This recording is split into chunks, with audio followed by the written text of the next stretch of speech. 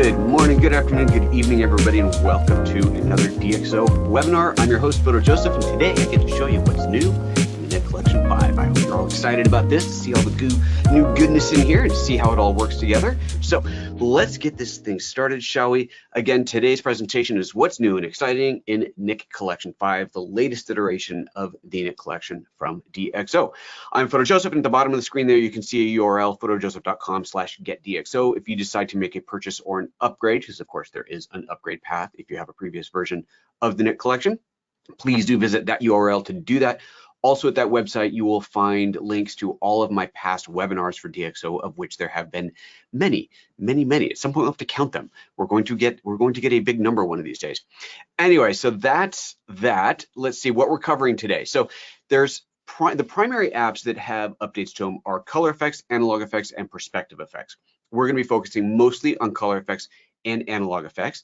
As you can see from the text here, I'm not going to read everything to you, but essentially you have the new UI in both of those apps, of both Color Efex and Analog Efex.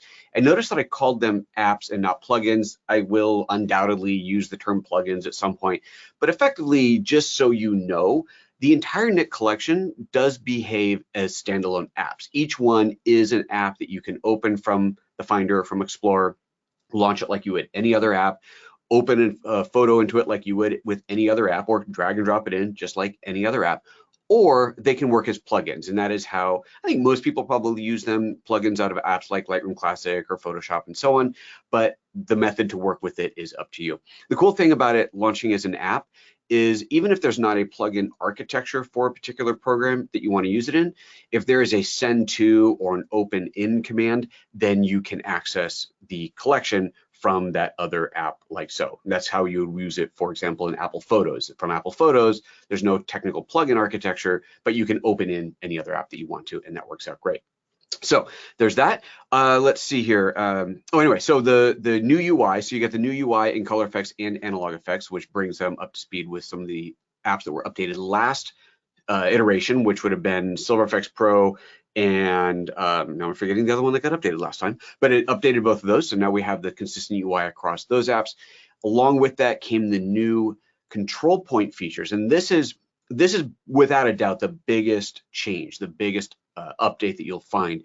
So you may recall from previous versions of the Nik collection or anywhere where you had the control points, also called the U points, as in you point at it, is that when you dropped a control point on an image, you had no flexibility over it, you had no control over that, and now we have complete control over that. And I will just demo that. I'm not going to explain it now. We'll demo it so you'll see exactly how that works. So that has been added into Color Efex and Analog Efex. Also, you'll see on there that ClearView has been added into Color Efex, which is one of the sliders that came out of Photo Lab that allows us to really cut through any kind of fog or haze or really just any image that needs to be popped a bit more. This slider allows you to do that, and it is fantastic. The way that it works is so good. The algorithm is so good. It can really add enhancement to an image that you might have not even thought needed it, or but you know that you want to cut through that haze. You'll find that it does it beautifully. And one of the cool things about it that I find is that the algorithm is so good on it that it doesn't look fake, even when you grid it up almost all the way. If you go to 100%, most photos, that's a little bit too much, but you can get really high and it still looks very, very good. Whereas with a lot of similar tools in other apps, you'll find once you get past maybe 30, 40%, it just looks obvious, like there's been something done to it, and that's not generally good. I see we've already got a couple questions coming up. So Rick is asking, where did the structure slider go? I cannot find it in this version.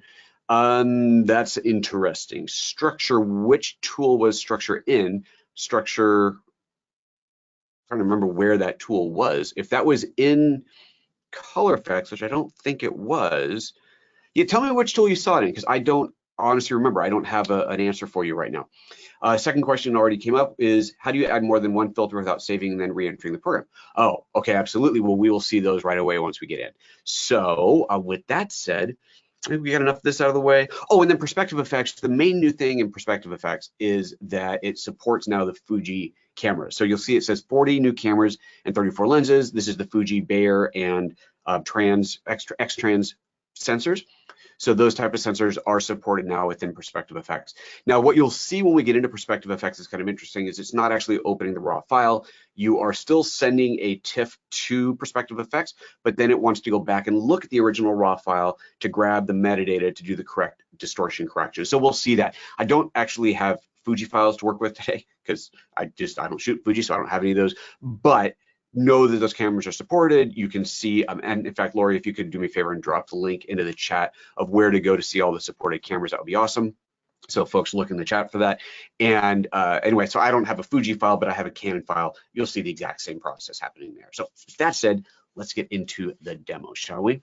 I'm going to turn my camera off while I'm doing the presentations, free up a little space on your screen. And we're gonna start within Lightroom Classic. And we'll start with this photo here, which I've done a little bit of work to, not much, almost nothing at all, just actually maybe nothing at all. But anyway, this photo is pretty much straight out of the camera as a RAW, and I want to work on this in Color Efex, but I'm not gonna go straight into the plugin from here. When I'm working from Lightroom Classic, I like to open my photos as a smart object. This is gonna give us the absolute ultimate in flexibility in how we work with that photo down the road. So this is the smart object photo inside of Photoshop now. So that Lightroom Classic has opened it in Photoshop here. And if you look at the layer, you'll see that it's got that little icon in there, which tells us that this is a smart object. What that means, and it even says it on the dialog, although you can't see with my expanded thing in there. What that means is that we can re-edit this at its raw level at any time. So in fact, let me do this. I'm going to close this. Don't save that. Let's go back over to Lightroom and see, so that didn't save it. Good. I'm going to make a change in here. Let's go ahead and do, we'll do a little bit more of an exposure change on there. Not much, because I don't really want to mess it up too much, but we'll go like to 0.5 plus and maybe even shift the white balance a little bit, make it a little bit, tiny bit warmer. Okay, so I've made these changes here. I will be able to undo or change those once I get back into the smart object layer, because that's the whole advantage of working with a smart object. So there we have it. If I double click on this to bring it back into Camera Raw, now we see that temperature change that I had made is there, and the exposure change is there as well. Now, the reason that this matters is, I'm gonna go ahead and reset these because I think that it was better the way I had it before. Get that back. The reason this matters is because once I apply a filter to this layer, to this object, this smart object, the filter will be applied as a smart filter, and I will be able to re-edit not only the filter, but also the underlying photo. So with all that said, let's go ahead and jump into the filter. We can do this by going to the filter menu. It helps if you have the layer selected. Go to the filter menu and go to the Nik Collection and grab the filter from here. Or you also have under the file menu, if you go to the automate submenu, there's this little thing called the Nik Selective Tool 2. And this is a launch palette to get into it. And get into the tools. There's another reason to use this launch palette, which I'll show you in a minute. And but for now, we're just going to use it as a straight launching pad. But we'll see in a moment here why there's an advantage of using this tool. For now, though, we're just going to go straight into Color Efex Pro. So I click on that, it opens up. Now, the very first time you do this, it's going to pop up a dialog telling you, hey, by the way, buddy, this is a smart object you're applying this to, therefore this will be applied as a smart filter. I don't think we're going to see that dialog. I'm pretty sure I have dismissed it, but the first time you do it, it will tell you that, just to kind of let you know that that is the case. And with any luck here, we seem to, Houston, we have a delay. Oh, nope, yes, maybe. I see GoToMeeting is doing something interesting. Oh, okay, GoToMeeting had taken over the foreground, but it was just sitting here in the back waiting for us. Anyway, here we are. So this is Color Efex Pro 5. So let's start off with a quick little UI tour. You can see, first of all, it does have the new kind of gray and yellow UI in here, nice modern UI.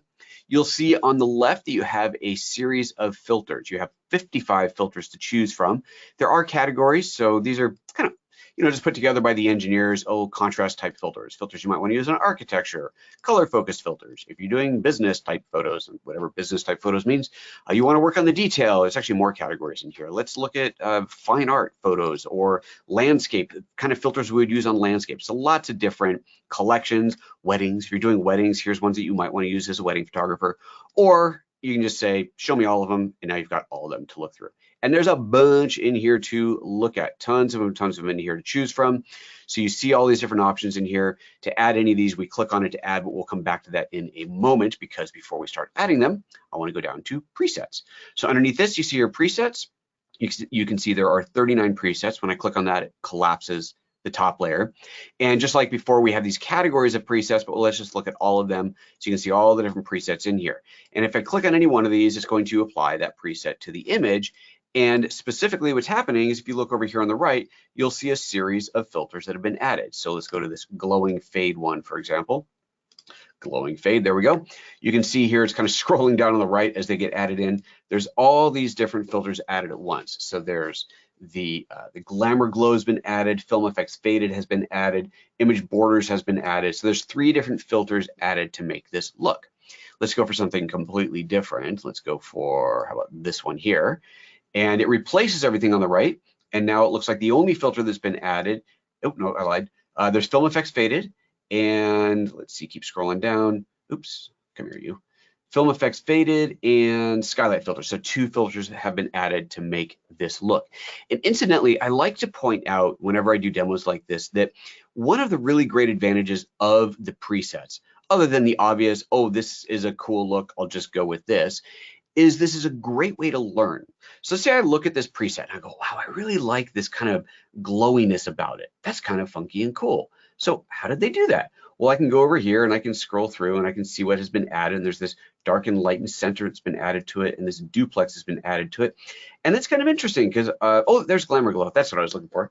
There's a glamour glow added to it. So I toggle these on and off and I go, oh, so this is coming from a glamour glow. Okay, that's kind of cool. So now I know glamour glow is an option. I can do this kind of glowing thing to it. And it's great to know when you're building your own looks that you just start to get an idea of what these can do. So super powerful way to use the presets, even if you're not into just using the presets on their own. Underneath this list, you'll see your custom presets. So any custom ones you make will get added here. I don't have any in here yet. There's imported presets. You can actually import presets, meaning obviously that you can export presets. So you could export your own collection for backup or move to another system, or you could go ahead and download some. You'll find some of these available online. You could just import them from there. And then at the very bottom of this, you have a history palette. So this shows us the history of everything we've done, so we can back up at any state to try a look that we had done earlier. Now, with that said, let's go across the top. So you've got your compare buttons across the top. If I click and hold, that's going to do a before and after. If I click the middle one here, it is a split, which I can reposition or go top to bottom if that makes more sense for this photo. And then there's also a side by side, which you can rotate either direction there depending on the orientation of the picture. And of course, this is a nice way to see full screen what's happening between what you're doing and what the image was. Then to the right of that, you've got your zooms. You have a fit, a fill, a 1:1, a 2:1, and actually that 2:1 is customizable. So I can say, show me a 1:8 zoom, show me a 1:2, show me a 3:1. And that just updates that button there so that that button is always available to go straight to that. And I tend to usually go about to a 1:2 when I'm doing these demos. So I'm going to position it there. Put that back to fit. Then over here on the right-hand side, you've got your loop and histogram at the top, and these can be collapsed to free up a little bit of space if you want to in there, if you're on a lower resolution screen. The loop will show you as I'm running my mouse around that part of the image zoomed in tight, or you can grab the pin on here and say, show me this part. Oh, look, there's a little dude standing there. And so I can see that, and you can even do a split screen in here as well, or move that around to see exactly what part of the image you want. Histogram, standard good old histogram stuff. You've got your RGB histogram, or just your red, green, and blue, or luminance only channels in there. And there's also a clipping effect. So if you were to, let's say, well, I'm not going to do it in here, but if I had the image that was too dark or too bright, I would start to see clipping showing up on the image in there. So you have those options as well. I'm going to actually collapse these just to free up some space. Then underneath that, you have 2 filters that are always here. I shouldn't call them filters, call them effects. The ClearView effect, which we talked about, which is one of the new features, and the grain effect, which is the other big new feature, which I didn't mention in the slides. So the grain effect allows me to add any one of these, I believe it's over 40 different grain patterns in here. And you can see in here, there's a bunch of actual film grain stocks in here that you can choose from. And the thing about these is these are faithfully recreated by analyzing high resolution scans of actual film.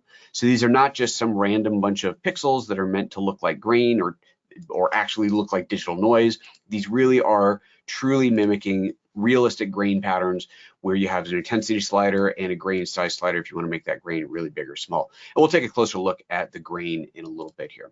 let's go ahead and reset all of this. I'm actually going to just kind of clear out everything that was in here and start adding effects. Now I'm going to go ahead and answer the first question that had come up, which was how to add multiple effects. I'm going to start by adding a, let's see here.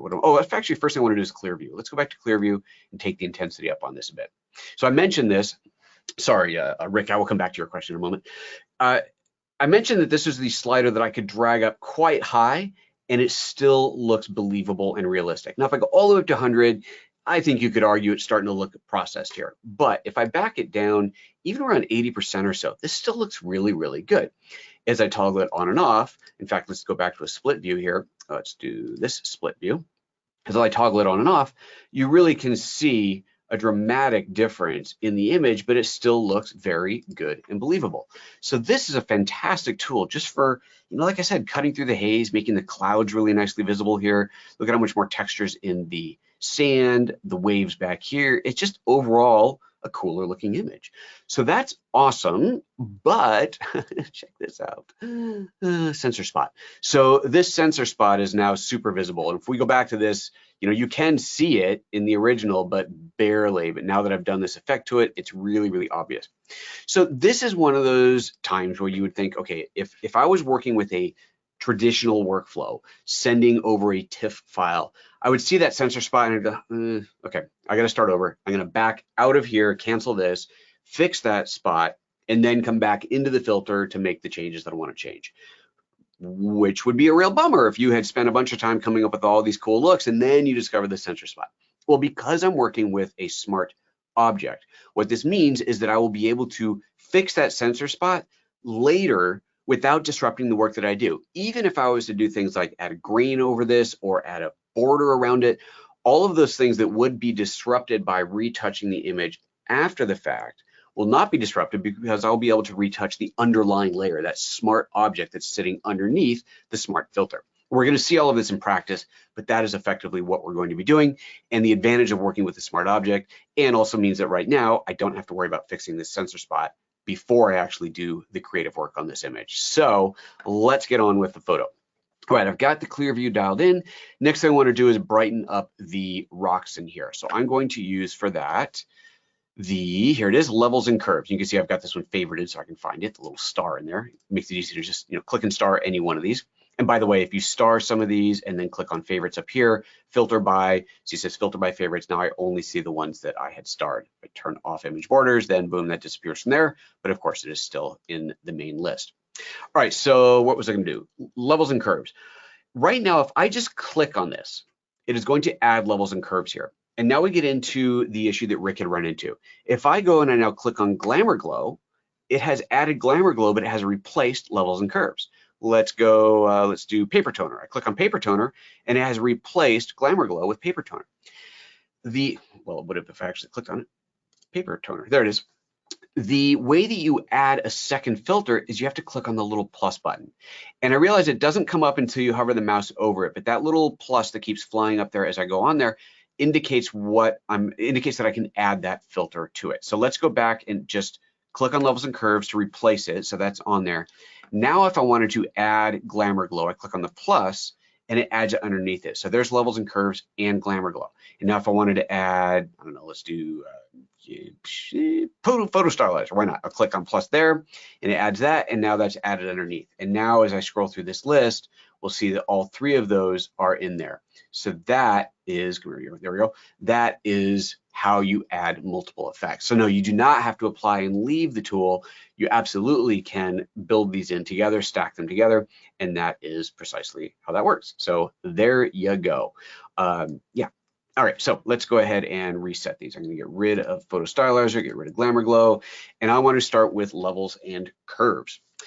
All right, levels and curves, simple curves, click and drag to move the curves up and down. We've seen this kind of thing before, and this is cool on the rocks, but now it's kind of washed out the other stuff here. So what I want to do is apply the curves here just to the rocks. This is where control points comes in. So to add a control point, you'll see that almost every single one of these filters that gets added has at its bottom this thing called control points. So let's click on the plus on control points, and I'm going to just add it to the rock. And right away, you saw that the effect disappeared from around the rock and is applied only to the rock. But let's take a look at what where on the rock it's actually being applied to, because this is not a simple radial gradient. This is how control points work. And I'm going to do a little bit of kind of basic level explanation of control points, just in case anybody watching this is not familiar with them at all. A control point is a real-time mask that is based off of the chrominance and the luminance. So that's the brightness values and the color values of wherever I drop this. So if I turn this off, we see that the color values are this kind of brownish, I don't know, muddyish, whatever you want to call it, rock color. And the luminance values, the brightness values is pretty dark on there. Okay, so if we go back and we look at the mask again, it is selecting everything that is roughly that color and roughly that darkness value, that brightness value. You'll notice that it is not selecting the sky in the background. The sky or water in the background is a different color and or different luminance value, so it's not being selected. If I grab this control point and I move it around, you'll see that it picks kind of different parts of the rock because it is building that precise mask. But if I drag it up here to the sky, suddenly, aha, look at that, we're getting the sky. Drag it down here, we're getting that water. And of course, water and sky are largely going to be combined together because of course they're same color, similar luminance values, especially in this photo. But let's say I wanted to get the sky, I could position up here and I can make this bigger, and you can see here how we're getting the sky, but we're not getting the rocks. Now, when I say we're not getting the rocks, it's not that we're getting them 0%. We are hitting them a little bit, and this is where the new refinement tools comes in. So let me make this smaller and go back to the rock again. And I want to add brightness just to this rock in here. Now, by default, it's done a pretty good job of selecting just the rock. However, we can make it even better. So down underneath the control point, you have these color selectivity sliders, luminance and chrominance, and they're both set by default at the middle at 50%. If I take the luminance slider and I drag it to the right, you'll see that it is refining, constricting, if you will, the range of luminance. It is a much more precise range of luminance, much more limited range of luminance of what is being selected. Look at how the sky and the water are totally black now, meaning they're not selected at all. Now, this is not necessarily a good mask for the rock because there's a lot of the rock itself that is not selected, and that's not what we want. But for the sake of just showing what it does, as I drag that up, if I go back to 50% here, you see it's getting a little bit of the water, but as I go up just a little bit, boom, there we go. This is pure black now in the background, so that is not selected at all. The chrominance one is the exact same idea, but now we're expanding or contracting the color range that is selected. So again, refining that or expanding it. Give me colors that are more similar. Now, all these colors here are quite similar, so even expanding it out all the way doesn't make a huge change, but you can see that I am getting more of the rock in there. So if I just want that rock, I would do that.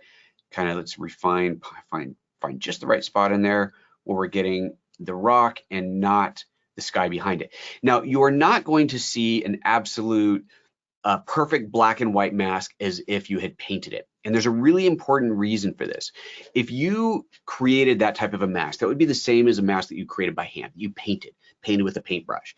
And no matter how good you are at painting a mask, you will always be able to tell that there's a mask applied because it's too good, right? The separation between the foreground and the background is too good to be doing effects like this, to be doing luminance effects, color effects, and so on. So you want a little bit of variation. You want a little bit of bleed, a little bit of the effect kind of seeping into one area and not seeping into the other, so that it does come together and looks natural. And you're going to see that as soon as let's turn this off. As soon as I go in here and I grab the curve and I drag this up and down, you'll see that it looks very believable. Even if I take this way, way bright, it looks extremely believable in there. So now I have this beautiful, perfect mask that has been made around these rocks. Now let's go all the way into 1:1 on here. And actually, let's go to zoom out. It's a little bit too close. Let's go to 1:2. There we go. Pull that down. There we go. So now you can see there's no funky edges happening in here. Everything happening within the rock looks very good and believable. And we can, of course, continue to adjust this while the effect is on. So if I wanted to see what would happen if I drag the chrominance all the way up or down, it's not gonna make a huge difference in here, but if I adjust the luminance, it certainly will. So as I drag that down, we see that we're now affecting the sky as well, whereas if I bring it up, we're barely affecting anything at all. So you can look at this, you can make the adjustments while you're looking at the image or while you're looking at the mask. And I think it's a good idea to do a bit of both, to start by looking at the mask itself and get a pretty good idea of what is being affected in there, and then turn off the mask and play with the sliders a little bit more just to make sure you're not getting some weird anomaly that you missed earlier. It's just a good idea to do a little bit of both. So with that said, I've got that control point in place. And again, I have adjusted the brightness of that rock. If I want to do the same effect on this rock back here, I'll just hold down the Option key and drag this over. Let's go ahead and make this a little bit smaller. And of course, again, we can preview that, take a look at what that is what's being masked on there, make some adjustments if I want to this. And I can then even rename these. So this is now control point 1 and 2. If I click on that, there we go. I can call this small rock, and we'll call the one on the front, let's call that one big rock. There we go. So now I've got those selected and I know exactly which one is which.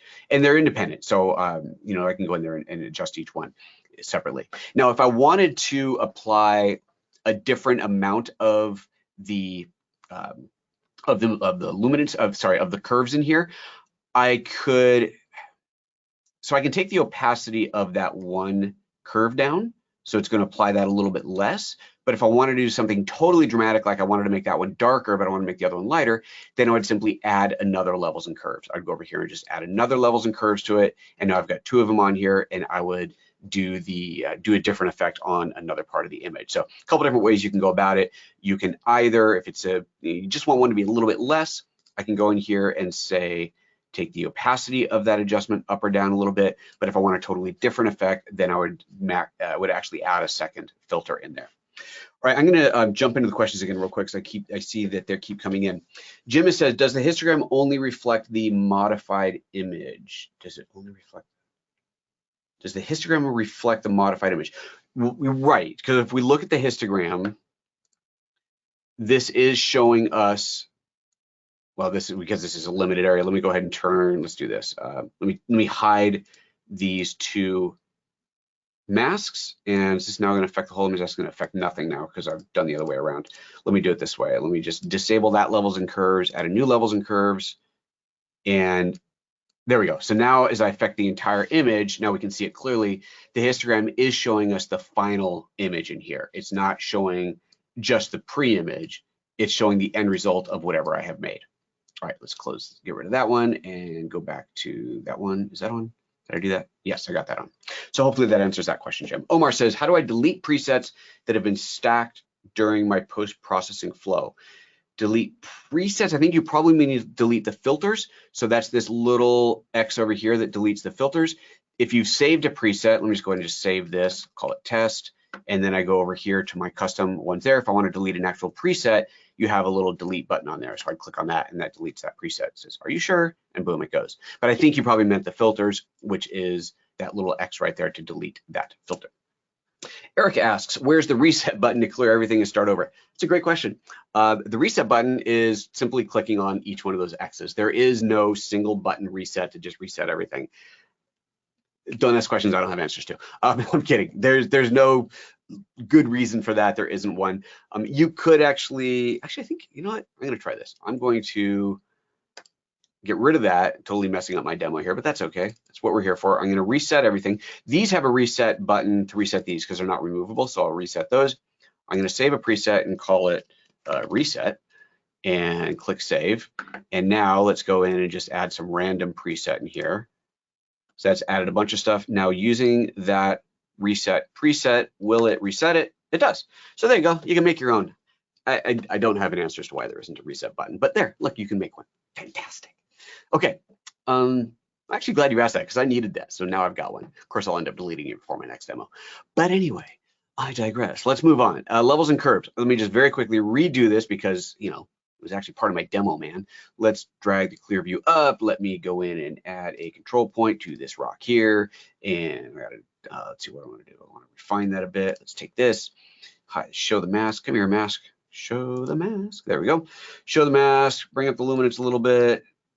Spread out the chrominance. We're going to option drag this over here. So we want a second one. Make that a little bit smaller. Hide the mask views and raise up the values a little bit. Boom. Okay. Now we're going to add another effect. This time we're going to add, conveniently, the other one I've started here called foliage. So if we look at the photo, it's predominantly blues and kind of browns, but then down the front we got these greens and yellows, and they're getting a little bit on the muddy, lost side of things.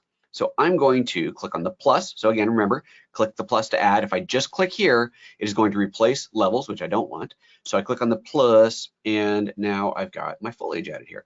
So we look under here under foliage, there's a method And underneath method, you have a drop down that gives us 3 different options.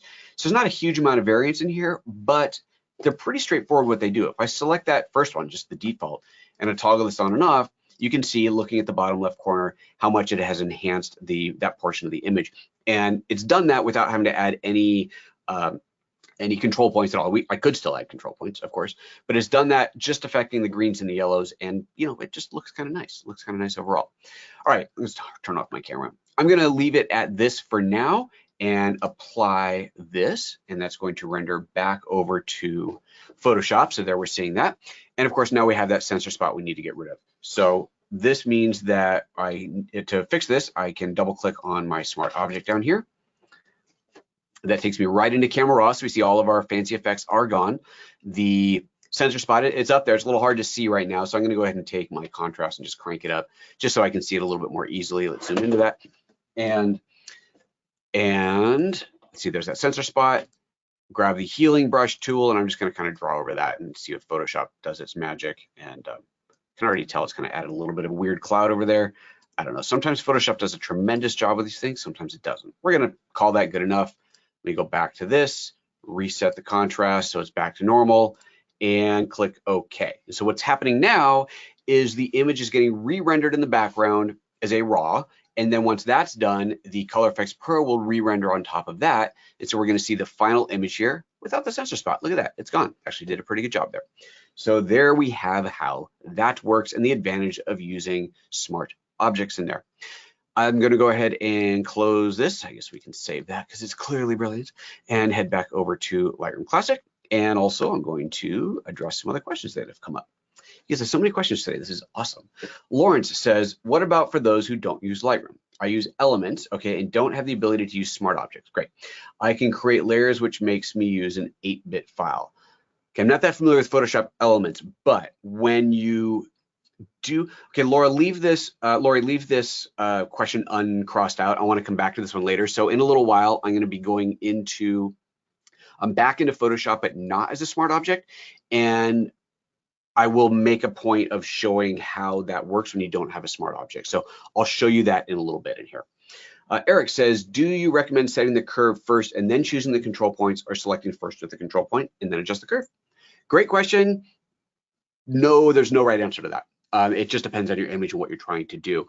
I think for my demo, I do it that way because it just makes it more obvious when I raise when I change the curves for the whole image, so you can really see it. But if I was doing this, actually doing it, and I knew what I was doing, i.e. trying to darken or lighten the rock, then I think I would just drop the control point first and then adjust it. The beauty of this is it doesn't matter what order you do it in. At the end of the day, it doesn't matter. The final result is always calculated basically from the top to the bottom. The final result is calculated all the way through when you hit OK. It doesn't matter how many times you change something, right? If you take the curves and you go up and down 5,000 times, you're not destroying the image. The final result is just what is, when you're done with it and you click OK, that's when it gets rendered out. So it doesn't actually matter. But personally, I would probably put the control point first, most likely. David says, how do I duplicate the same control point to several areas of the photos? I believe it was the Alt key. Correct. Alt or Option on a Mac, just Alt and drag it over, and that will duplicate that out. I think there might have been a UI element to duplicate it too. I'll try to remember to look for that. Okay. Oh, and also, it's been pointed out to me that another way that you can do a total reset is to use the history. If you open up the history, you can go to the top of the history. That will do a reset as well. Thank you, Lori, for pointing that out. Okay. Let's move on. So now let's turn off the camera. I'm going to go back over to Lightroom Classic, and I'm going to use this photo here. Now for this photo, I'm going to edit in, and this time I'm going to go straight into the plugin. So I'm not going to go into Photoshop. I'm going to go straight in from Lightroom. What this means is, because this is a raw photo at this point, I have to render out a copy of this. I can't open the raw file inside of the Nik Collection, which makes a lot of sense. And I think I want to actually address this before we continue here, because I think it's actually, I'll just go ahead and click OK so it can process. It's going to edit a copy, and I'm going to edit it as a TIFF file. Okay, while that's rendering, I think people often ask, well, why doesn't Nik Collection just render the raw file? Why doesn't it support the raw file? If you're coming out of a host like Lightroom or Photoshop or Capture One or any other place you're doing your work, the raw conversion algorithm is different in those host apps than it's going to be in, well, in the Nik collection if it had its own, right? It doesn't, but if it had it. And so the image would look different when it came in. You would not end up with the same result. Plus all the things that you had done to the image, like adjust the exposure, highlight shadows, saturation, all that you might have done in the host app, none of that would be able to come over. If it was, so DxO Photolab is a raw processor that comes from DxO, right? If that same raw processing engine was built into the Nik collection, then that would be the only way, and you could either do your processing in Photolab and then send it over and potentially continue to process it there, or not. But the problem with that is that it would be the only app that you could do it in, and you would have to recreate the entire raw processing UI in addition to the color effects, the silver effects, whatever UI you've got in there. So it would just be too much. So it doesn't happen. So instead, you do your raw processing in your host app, and then you send out a TIFF or a JPEG. I don't know why you'd ever send out a JPEG. You want to send out a TIFF file, and you can send either 8 or a 16-bit TIFF. If you are going to do extreme adjustments or you still have highlight and shadows to recover, you should go 16-bit. For the most part, though, just going straight to 8-bit is going to be perfectly fine because you've already brought everything from your raw file within an 8-bit range before sending it off to the TIFF. So with that said, now let's get back to work here. All right, so I have opened the new photo into Color Efex Pro 5, so same place we were before. I'm going to start this one with a preset, so let's go here and just look for some cool presets. Let's say I don't know, there's a bunch of cool presets in here. Okay, that's a bad one. Clarity bump's not going to be good. This classic portrait one's kind of cool. So let's say I add this in. I like this, it's looking good. Let's zoom in nice and close to her face on here. Maybe too close. Let's go to 1:1. Still too close. Let's back off. Let's go to like 1:2 on there. There we go. So we zoomed in nice and close on her face. It's a beautiful shot. Just got this kind of grunge look to it. And to go on this with this kind of grunge look, I want to add some green. And so that is where the new green tool comes in. So I'm just going to stick with this preset, but I'm going to add grain. And there's a bunch of different grains that we can choose in here, as you saw earlier on in the demo. As I'm rolling through there, you're seeing them previewed on the main image, which I recognize might be a little hard to see through GoToWebinar here. So I'm going to just grab one of these, take the grain size and make it really big so it's a little bit more obvious, and then go in and start changing the grain patterns again, which should be a little bit easier to see. And so you'll see that not only is it adding grain, it actually will affect the gamma, the shadows to some degree. Not a massive amount, but it does have an effect on it, just giving you that recreation of that film stock. So you can find one that really works. So here, this Kodak Elite Chrome 200. That one looks kind of nice. Got a nice subtle grain texture on there, but it's adding that good analog look to it. If I toggle that off, you can see the before and after of just the grain in there. So it's definitely adding that in. And it's cool. I dig it. I like that. So we're good with this. I'm liking my grain. The whole overall look looks cool. So I'm going to click apply. But before I do, I want to point this guy out. Non-destructive edits, larger files. This is enabled. Now, this is not a new feature in Nik 5. This is actually introduced in Nik Collection 4, but I want to repoint this out again. So if you go into Photoshop, like we did in the beginning, and you have a smart object and you apply a smart filter, that means you can go back in and re-edit that filter at any time. Ad nauseum, forever and ever, you can keep on changing it, and that's fine. But when you're working with a TIFF file in the plugin here, you lose that capability. That's something that is only possible by using a smart object and a smart filter. So the kind of halfway point here is this feature that was, again, introduced last year, this non-destructive edits. And this applies to a TIFF file. And what it essentially does is it renders out a multi-layered TIFF file. When I click OK, and I'm going to go ahead and apply this so it can render in, it is going to render out this TIFF file, as far as you can tell, like normal. I now have a TIFF file in Lightroom that has that look applied to it. If this is a normal TIFF, that would be it. If you decided, oh, I put, I don't know, too much grain, or I really don't like this kind of whitewash thing up in the corner here, you couldn't undo any of this. You would have to start over. But because I've saved it as an editable TIFF, as a multi-layered TIFF, what this means is that the TIFF file itself has 2 layers to it: the original TIFF image and the new TIFF image. Both of those are still permanent. Those are still permanent images. But the secret sauce is in between those layers is a layer of metadata that is only readable by that plugin, in this case, Color Efex Pro, that when you open this up, the plugin goes, oh, this is a multi-layer TIFF file that I previously edited. It throws away that top layer, it looks at the instructions and it reapplies them to the original layer, which means I can now modify the instructions, and I'm just modifying the original layer, giving a new temporary result for the top layer for the edited version until I hit apply, and then it renders that out. And you can go back and forth over and over again in doing that. The only limitation here is that if I was to then go into this photo and say, edit this in another tool, say I go into Analog Efex Pro, that is effectively going to flatten that, and I won't be able to go back to Color Efex Pro. If you really, really needed to do that, you wanted to keep every step of that process editable, then you would just let it make a copy. So I'm going to actually go back into Color Efex Pro just to show this. But let's just pretend for a moment that I was going into another tool. I would now at this point say edit a copy.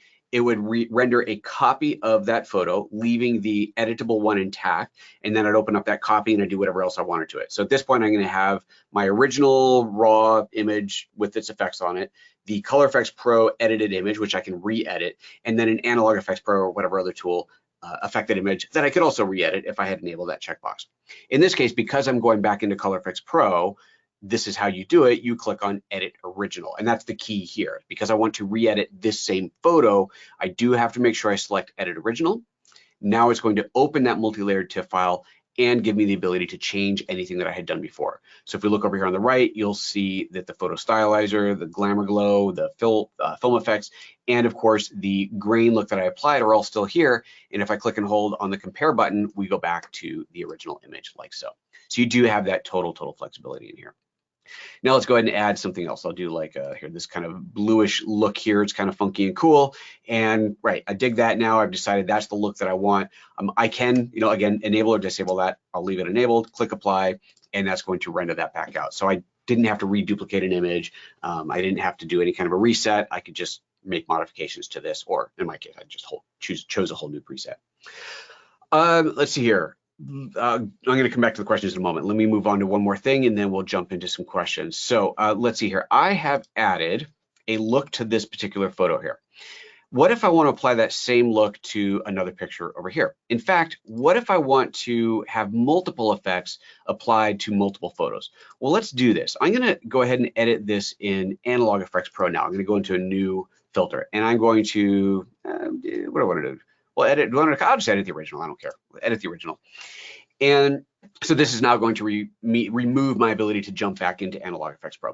And I'm just going to add a simple frame in here. We're going to come back into this tool in a little bit and add some more dramatic changes to it, but I'm just going to add a simple frame in here for now and click apply. So I've now added two different filters to this. I have added Analog Efex Pro and I've added Color Efex Pro. And I want to apply the same thing to this other photo here. So this is super cool. I can go into the export menu, and under export, you see this thing, Nik Collection, copy and apply parameters. So I select that, and it goes, oh, you have applied both Color Efex Pro and Analog Efex Pro to this image. So I click on copy, and I click on copy, and it has effectively copied both of these to a invisible clipboard. Click OK.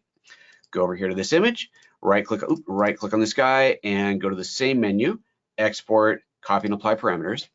And now I have the apply version. Now, this is a raw photo. So the first time I apply it, and the order is going to matter here. I want to apply it in the same order that I had before. So I'll apply Color Efex Pro. It is going to have to render out a new version of this because, again, it's a raw file. So I'll click Run. It's going to render out that TIFF file just as it would have if we were opening it up in the filter. And then there you can see the Nik progress bar on there. It's rendering that Nik filter effect on there without opening the UI, without having to show me any of this. And in just a moment here, we are going to see saving results. There's the result. Come here, mouse. There's the result. There's that newly affected image. So there's the original raw and there's the new TIFF. Now I can apply the Analog Efex Pro. However, and this is just a little thing to watch out for, notice that it says right here, apply to grunge, blah, blah, blah, raw. The raw photo is still selected. I can't select this. Lightroom doesn't let me reselect without having to exit here. So I'm just going to hit cancel. Go to this guy, or you can hit OK, it actually doesn't matter, and go back in again to the export, copy, and apply parameters. And I still have those effects on the clipboard, so now I can apply my analog effects to this image. So I click apply. We'll go ahead and edit the original because I don't want another copy. Run, and it is going to now apply that analog effects onto that. This can be done to multiple images simultaneously. So I could select 100 wedding photos and apply the same look to all those photos at once. So here's now the final result. So you see it's got the blue look and it's got the frame. So just like over here on this one, we had that blue look and the frame, same thing applied here, the blue look and the frame without having to jump in and out of the UI. Let's see, there's a couple other questions come up. Let's hit those. Are we on time? 15 minutes. Okay, let's hit these other questions, and then I'm gonna go back into Analog Efex and show you some more things about that. Jorge is asking, does the order in which the filters are added matter? Yes, it matters in which they are sequenced, not in which you add them. I will show you that. I'm going to show you that live. Kenneth says, I'm fairly new to Nik. Can it be used on scanned photos? Yes, absolutely. Because the Nik collection is opening a TIFF or a JPEG file, it doesn't matter where it comes from. Now, in the case of Perspective Efex, it will actually matter if you're trying to do distortion because the original source camera data is not there. So it won't be able to do any automated corrections, lens corrections, because it just doesn't know what lens it was shot with. But other than that, all the manual stuff you can totally do. So everything in all the tools you can do, doesn't matter where the photo came from, doesn't matter what camera it came from, whether it's a scan or not. In the case of Perspective Efex, only, I think it's only matters of Perspective Efex. If you don't have a raw file, then there's certain automated things that it can't do. Betty says, does Nik edit DNGs or only TIFFs? I don't remember. Lori, can you check that? I don't recall. I never work with DNG, so I don't recall if it does or not. We'll get an answer for you for that. Okay, so I've got that older question from Lawrence. All right, we are running tight on time. So let me do a quick thing inside of Analog Efex to show you that, and then I'm going to go back into Color Efex to answer these other two questions. So please, Lori, leave Jorge's question uncrossed as well. I want to make sure I hit that. So let's go into Analog Efex. I'm going to use this photo here. All right, so let's take this photo.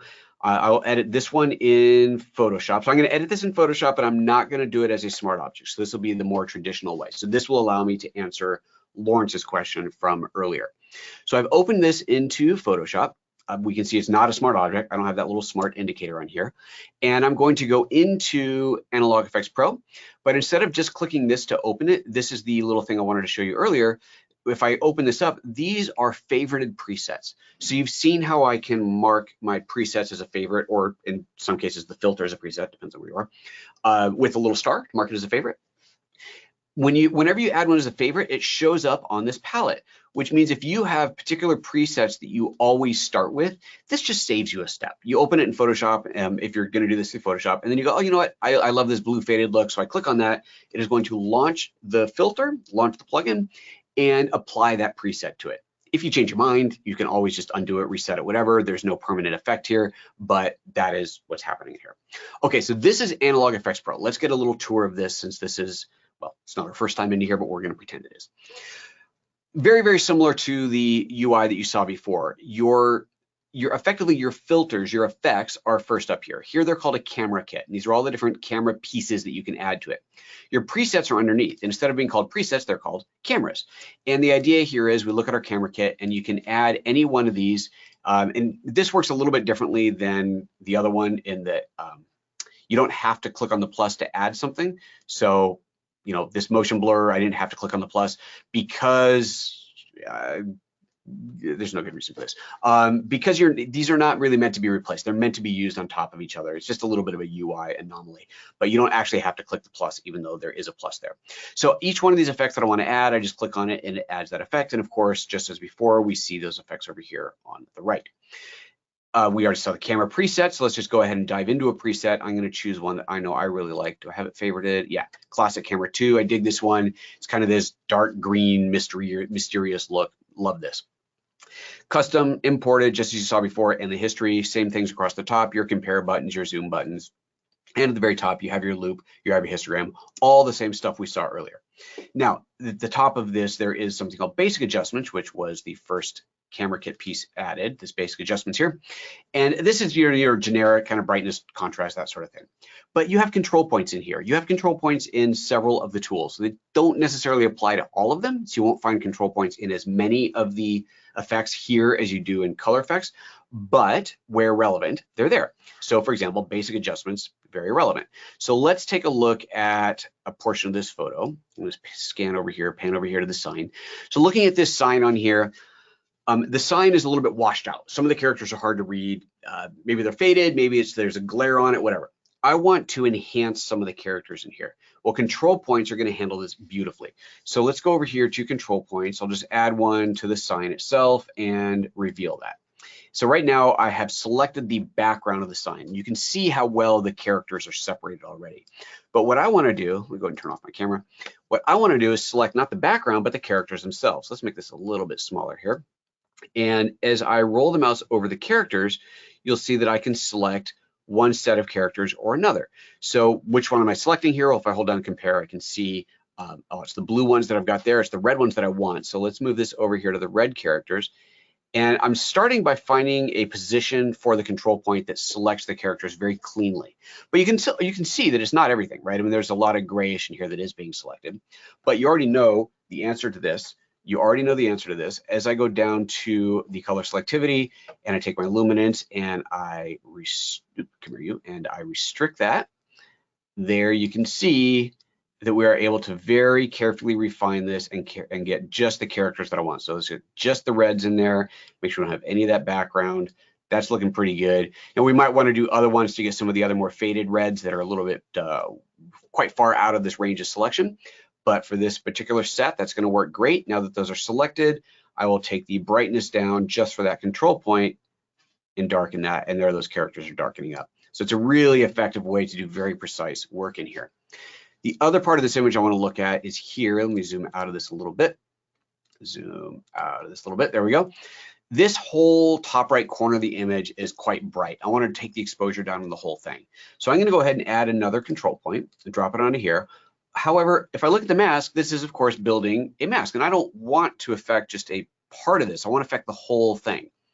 Well, it turns out with the color selectivity sliders, while if I drag them up to the right, it refines them to a very, very precise mask. If I go the other direction, I can actually, if I take these all the way down to 0, I can build a simple radial gradient. So that's just a simple radial gradient. That's all that is now, by simply taking the color selectivities, luminance and chrominance both all the way down to 0. So now with that in play, let's go ahead and hide that.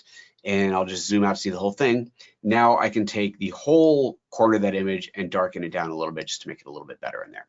Excellent. Now, if I want to save this as a preset, I can click on Save Preset down here, call this whatever I want, type A, we'll call it.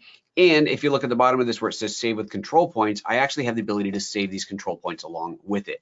So this doesn't make sense to save the control points for this particular image, but let's just say that I had done an effect where I was using a control point to, I don't know, like add a reverse vignette or put the whole top half of the image darker. Then I would go ahead and save that with the control points, but I'm not going to here. So I hit save. Now this shows up here. If I mark it with a star, it gets added as a favorite, which means that I will actually be able to access this preset no matter where I jump into Analog Efex Pro from. If I did it from Lightroom or from Photoshop or from Photolab or just straight from the Finder, I would get the same thing. Okay, so now we're going back to this question that Lawrence had asked. He said use elements, and he doesn't have the ability to use smart objects. He can create layers, which makes me use an 8-bit file. Okay, so here's this layer that I've just created. If you look down here, we have the layer of the new Analog Efex Pro one, which it actually labeled, and the original background in there. So if I wanted to kind of pick up where I left off, the only real solution without a smart object would be to do what I had just done, which was to save a preset. Now I can disable this top one, go back to the one behind it, and look, type A is now saved as a preset. Click on this, and it's going to take me into this as a preset, and we're back where I left off. And in fact, because it's the same image, the control points are still there. Go figure. So I still even have my control points in here, so I can continue to edit this. So I go, you know what? I wanted to have more of a bluish look. So let's go down to kind of this purpley blue look on here. Apply that. There, cool. So I like that one. All right, so now I've got two different versions of the photo. I've got my blue one, we're gonna go and apply that, and the green one on top. But because these are layers, I can actually go in here. So there's the blue, there's the green, and then there's the original. I could go in here and do a mask. So let's paint a mask on here, and then, I don't know, let's grab a brush, and is this black? Let's go make that black. There we go.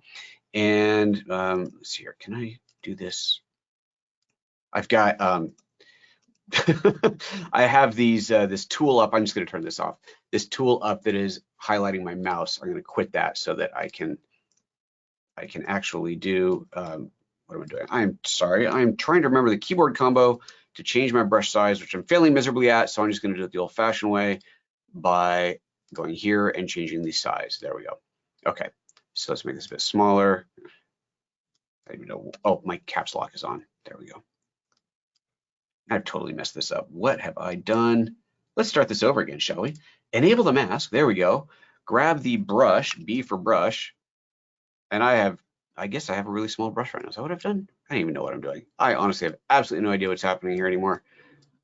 Oh, there it is. Yeah, my brush is getting bigger. There it is. Okay.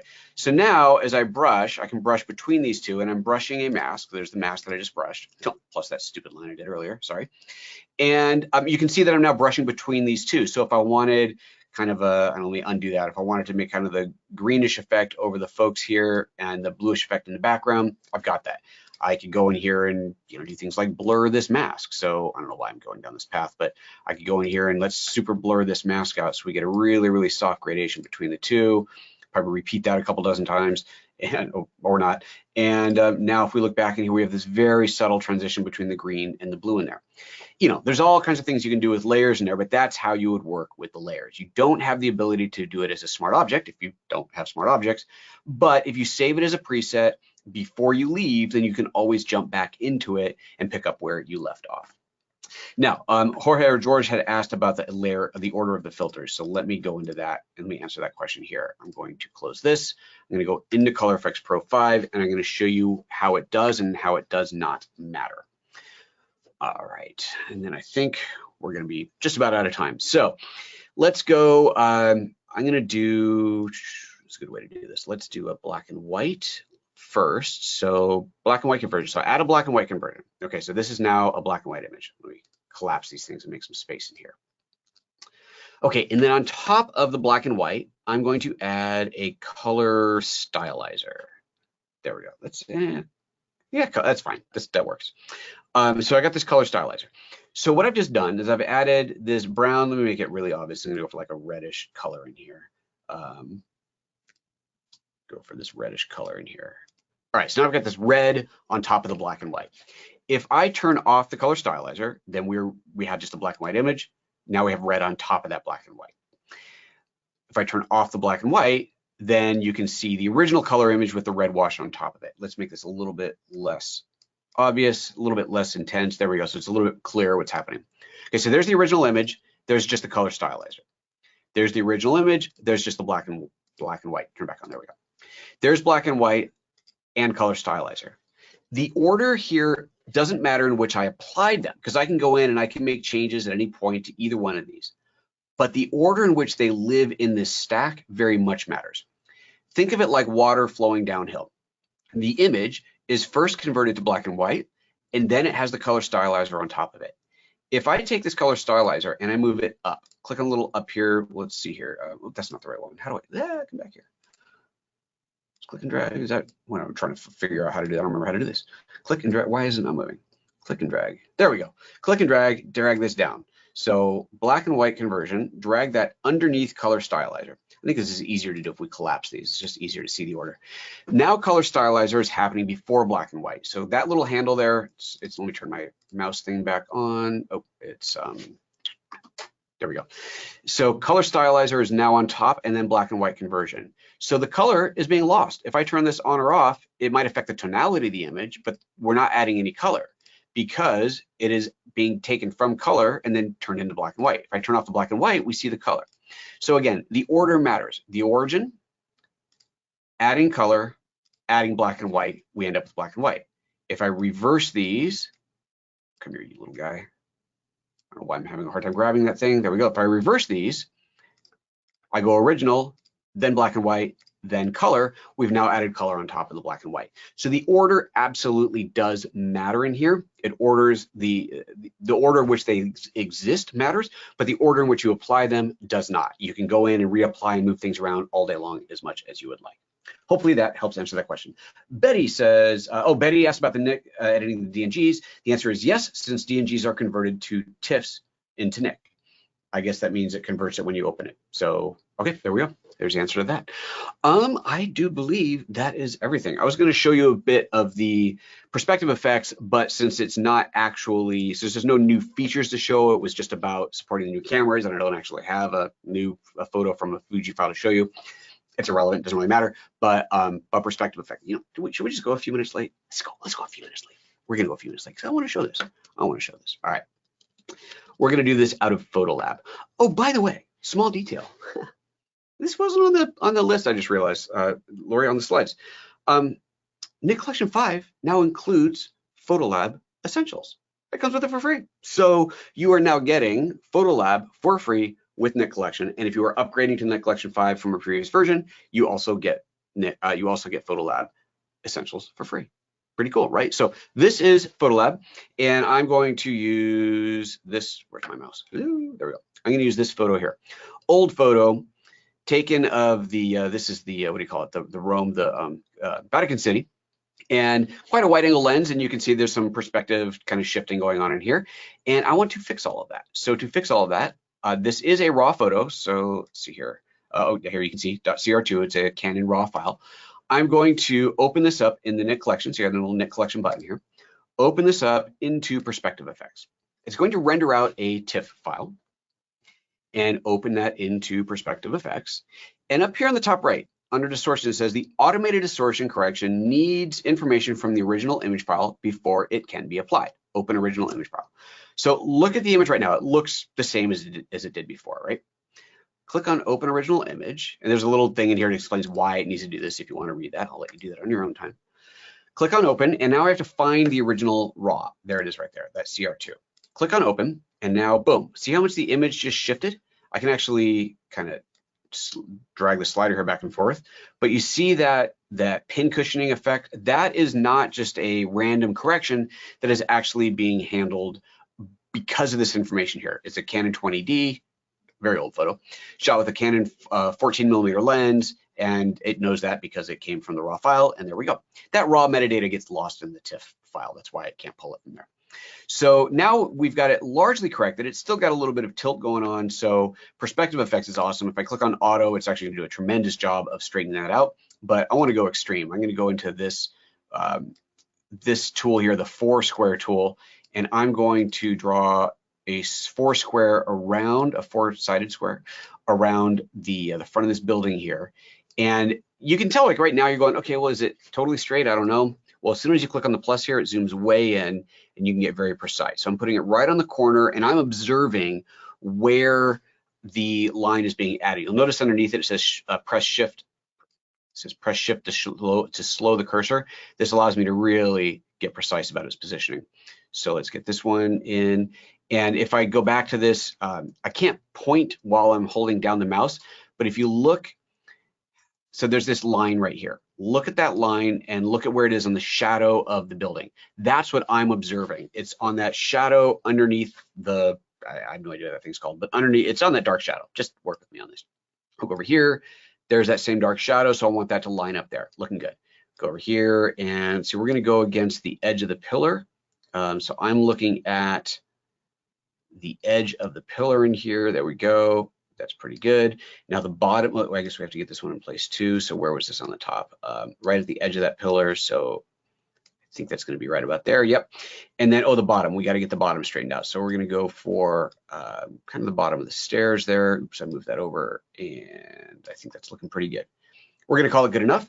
I click preview and boom, look at how perfectly straight that is. Now, because I've kind of forced this into perspective, the sides have gotten kind of pushed out a little bit, but the front of that building is flawless now. So if I apply that, we're now getting that perfect corrective perspective correction in that image there. So there you go. That's how that works. Anyway, so that's how that works. The whole thing of having to choose the raw file, that's something you can now do with Fuji files that you used to not be able to, and that is the new feature in there. Okay. Any other questions? No other questions have come up, so I think we're going to call this a wrap. Thank you very much, everybody, for tuning in today. That was super fun. I love the questions. That is always the best for me when I get to deviate from things and figure stuff out and answer your questions for you. So thank you for tuning in. Thank you for asking questions. Once again, if you do decide to make a purchase, I would most certainly appreciate visiting that website there, photojoseph.com/getdxo, and that will allow you to purchase and also upgrade if you're going to upgrade, and it will allow you access to all of the previous demos, previous webinars that I have done. This is the first though on Nik Collection 5, but you can see previous ones on the older Nik collections, and of course PhotoLab and all the other fun tools. So with that said, thank you very much, everybody. I'll see see you next time. Have yourself a great rest of your week. Bye-bye.